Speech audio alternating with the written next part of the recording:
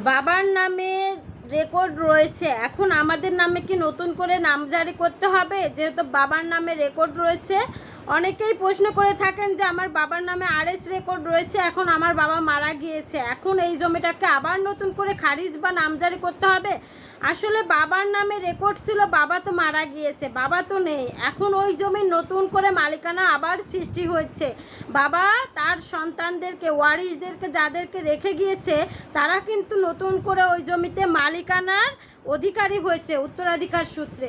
ওই তাদের মধ্যে ওই জমিটা বন্টন করতে হবে, তাদের উত্তরাধিকার সূত্রে যে যতটুকু অংশ পায় ততটুকু বন্টন করতে হবে। তারপর কিন্তু ওই বন্টন করে যতটুকু পাবে ততটুকু তার নামে নামজারি বা খারিজ করে নিতে হবে এবং খাজনা পরিশোধ করতে হবে। তাহলেই কিন্তু তার জমির অংশটুকু সঠিক থাকবে এবং বৈধ থাকবে।